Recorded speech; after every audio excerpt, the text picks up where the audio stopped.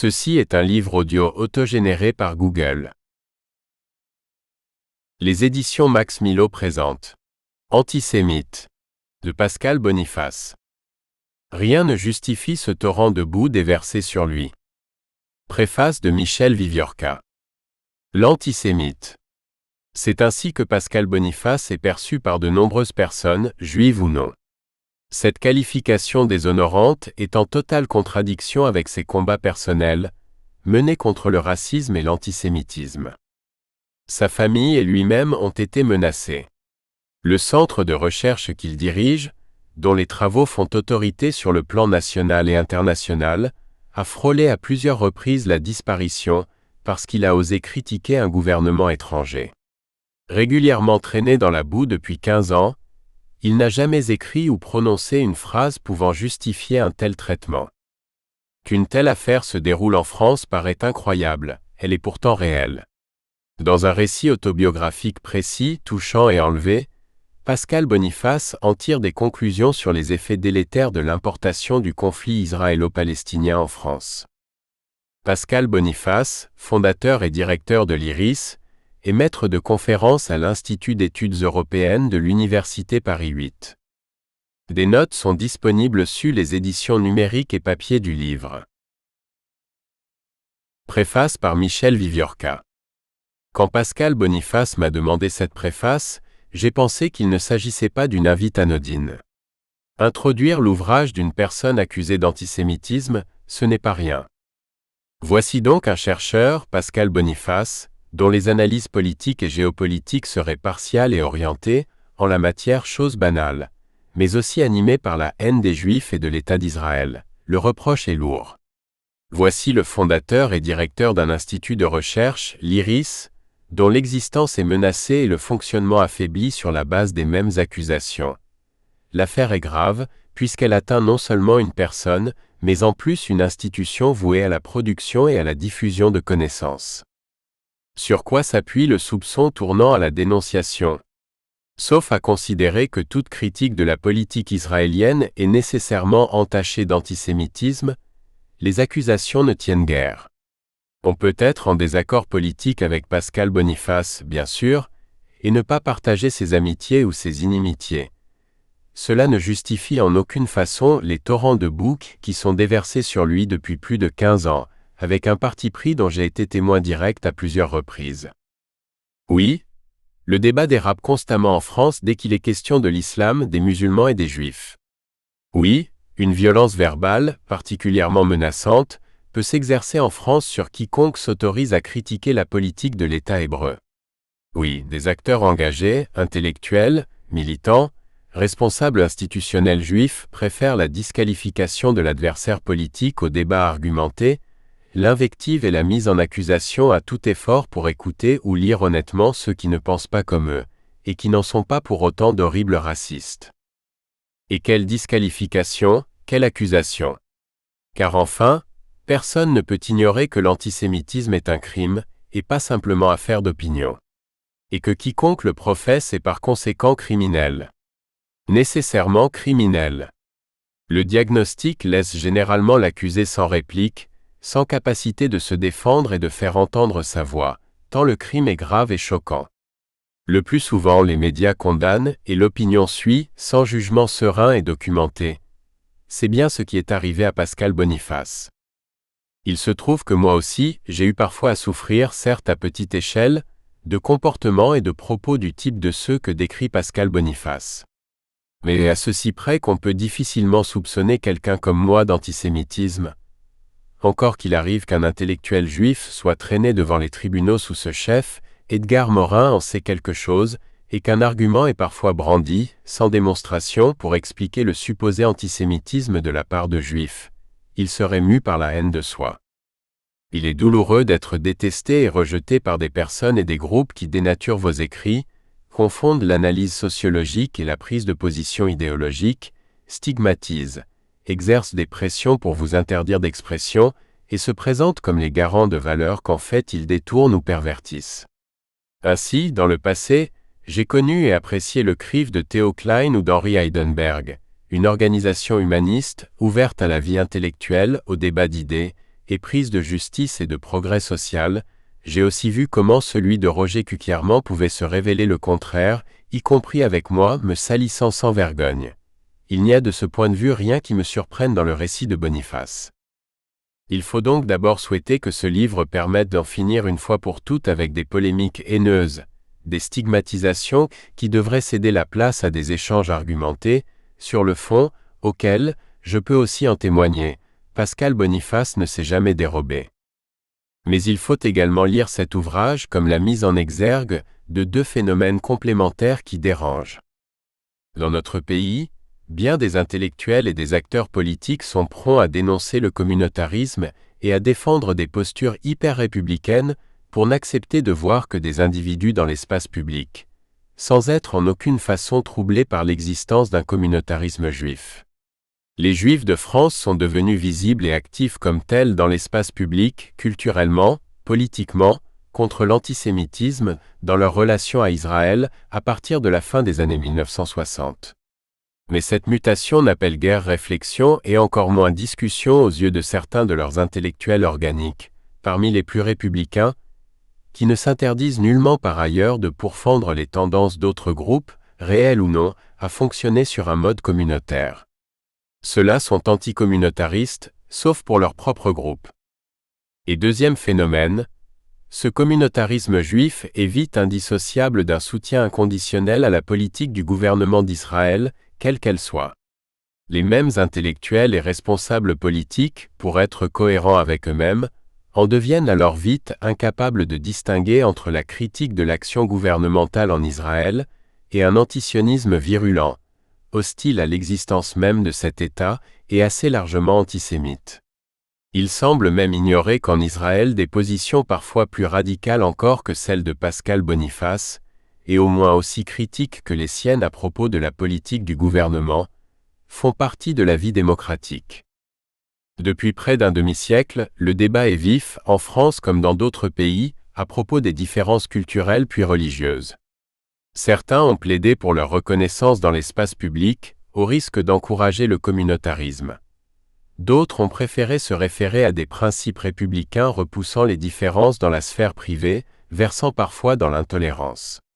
J'appartiens au petit nombre de ceux qui se demandent comment concilier l'universel et le particulier, l'idéal républicain et la reconnaissance des différences, plutôt que de les opposer. Il me semble que ceux qui sont les plus actifs dans la vindicte et la haine vis-à-vis de Pascal Boniface relèvent d'une toute autre catégorie. Ils mettent en avant la République comme principe général et incarnent en même temps le particularisme juif dans la vie publique. Peut-être même leur violence verbale, leurs excès sont-ils l'expression d'une sorte de schizophrénie idéologique.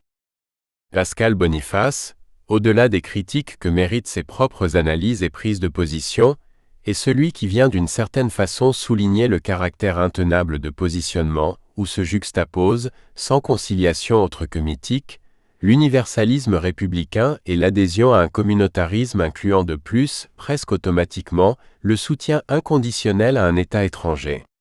Or, le débat n'est pas possible pour ceux dont il met en péril l'intégrité intellectuelle et morale.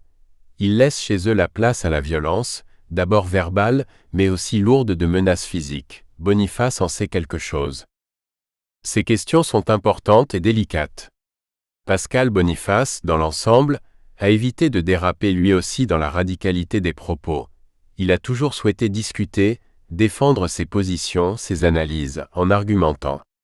J'écris cette préface pour lui rendre justice, mais de là aussi, pour plaider en faveur d'une société où le débat public soit moins haineux et injuste, où l'esprit critique puisse s'exercer.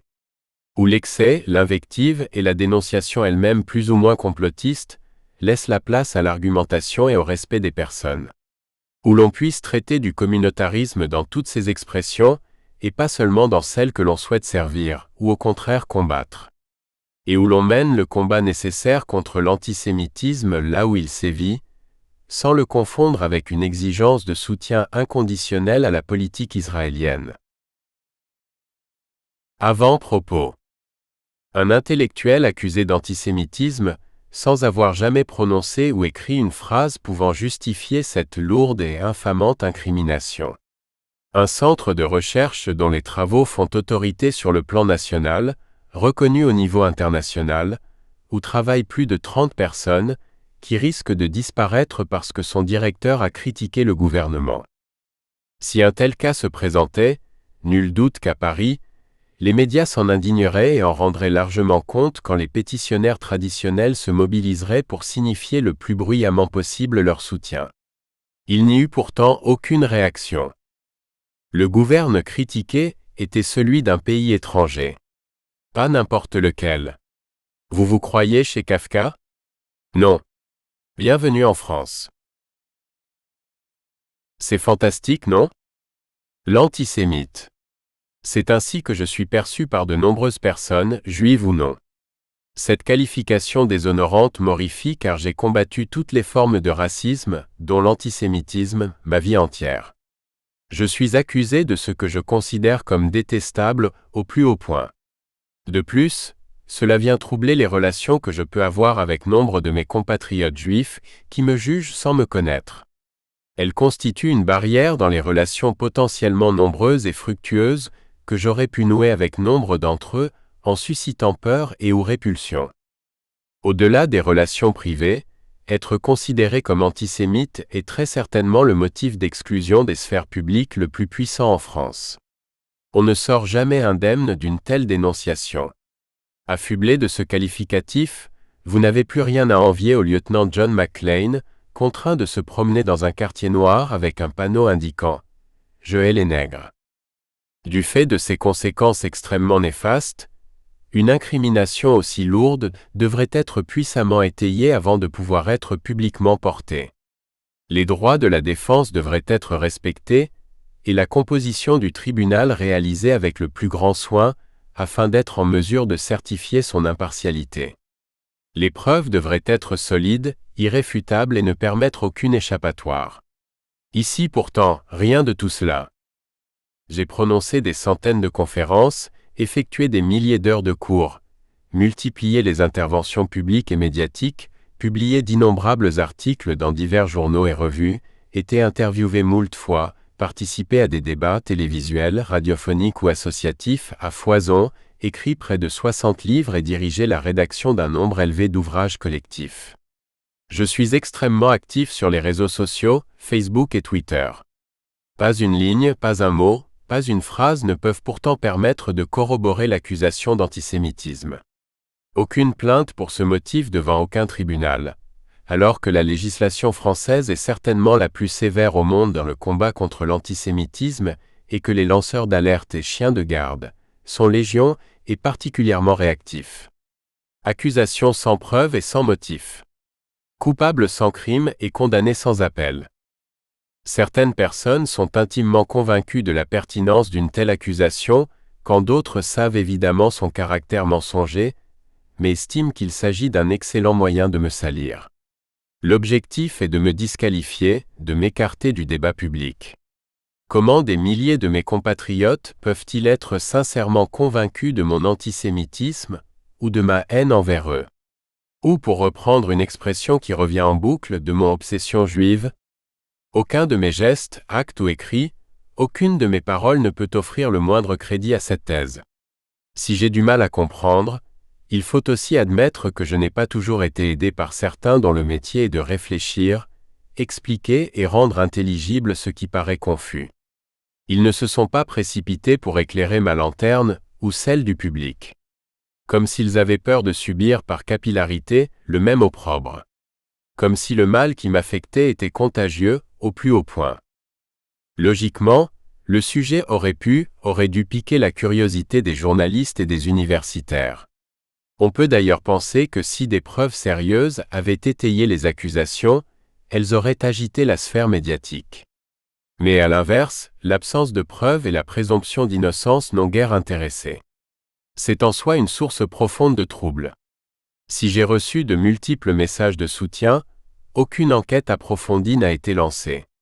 Dans un pays démocratique, qui se veut à l'avant-garde de la promotion des droits de l'homme ou de la philosophie des Lumières, il convient de rappeler la phrase attribuée à Voltaire « Je ne suis pas d'accord avec ce que vous dites, mais je me battrai jusqu'à la mort pour que vous ayez le droit de le dire. » Vouloir interdire à un intellectuel de parler et mettre à mort un institut de recherche parce que les thèses de son directeur indisposent, cela aurait dû conduire à de multiples protestations, des enquêtes journalistiques étoffées.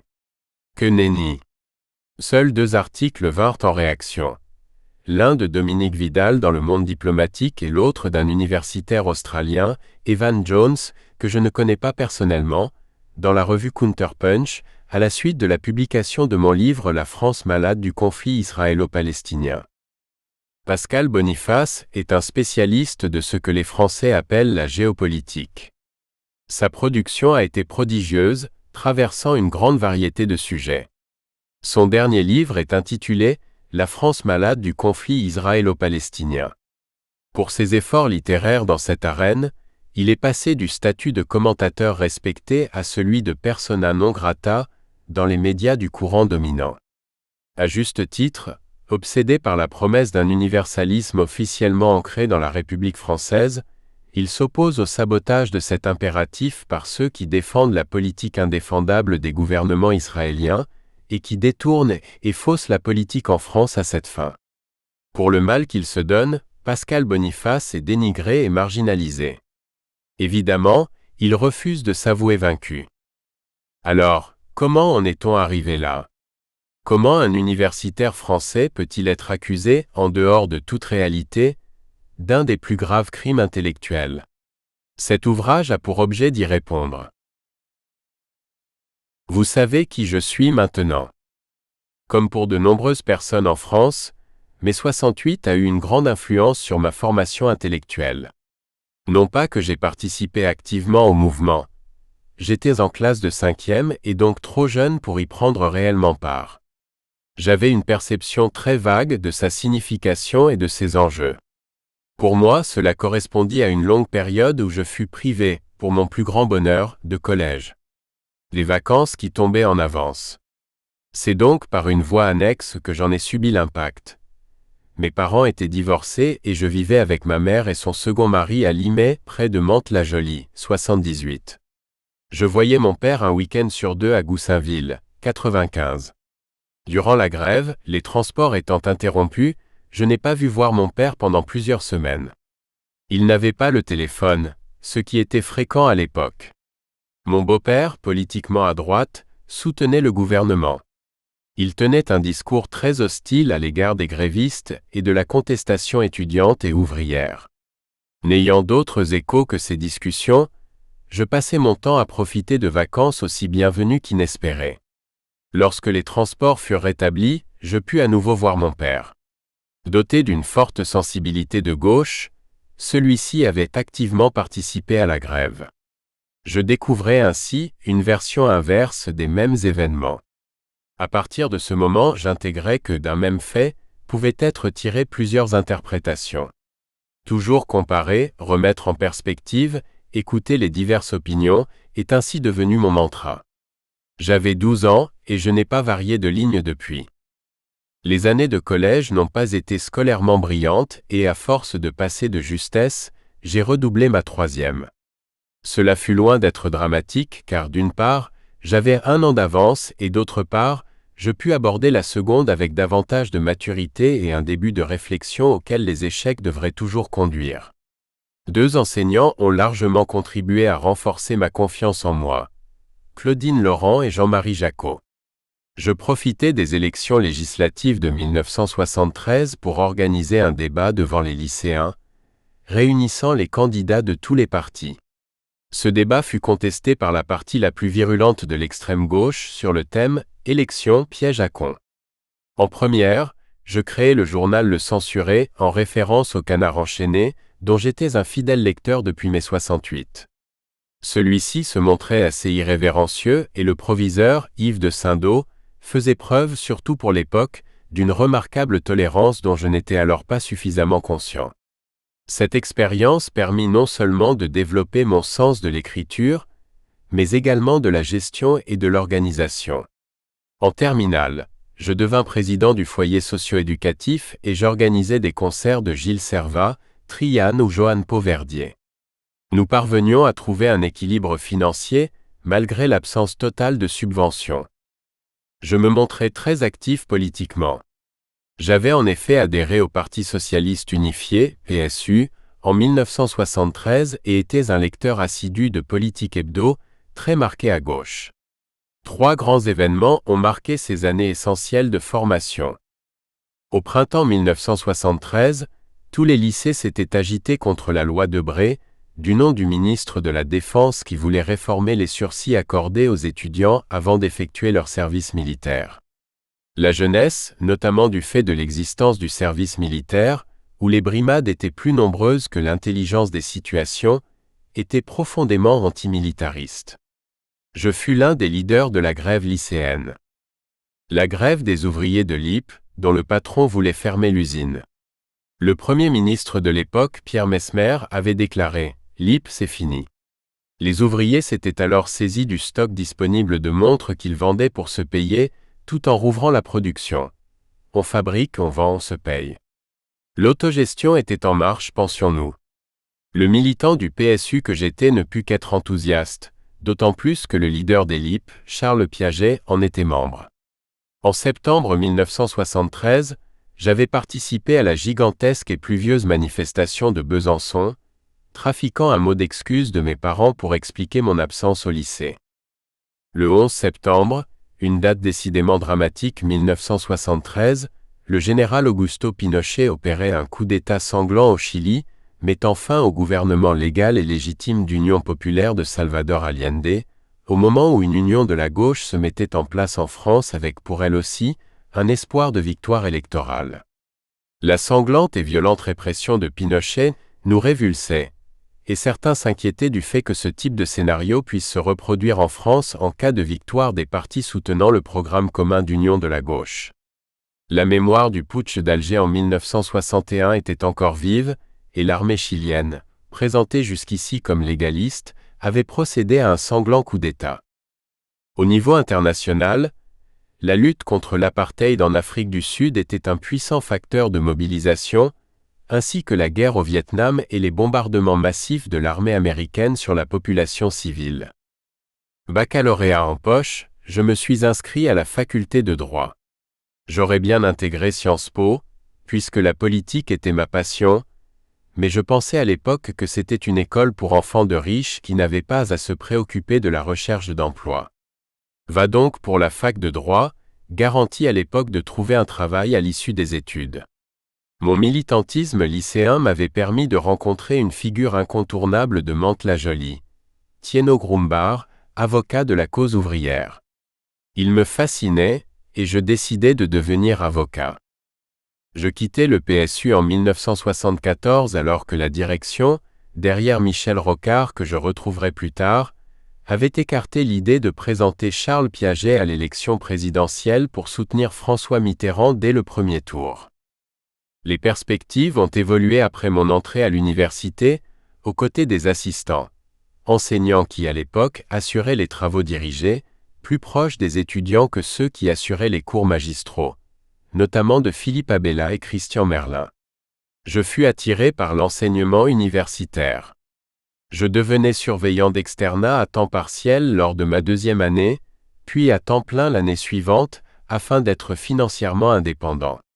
Ne pouvant désormais venir que 2 jours par semaine à la faculté, les 3 autres jours étant consacrés au service de surveillance, des amis me passaient les notes prises en cours. Le droit public m'intéressait alors plus que le droit privé. La 3e année, je fus introduit au droit international public par un brillant professeur, Alain Pellet. Si je ne pouvais assister aux cours, je suivais les travaux dirigés de sa matière, puis directement son enseignement en 4e année et en DEA. Cette matière me paraissant extrêmement intéressante et plus proche de la politique. Nous espérons que vous avez apprécié cet aperçu. Pour continuer à écouter ce livre audio sur Google Play Livres, utilisez le lien dans la description de la vidéo.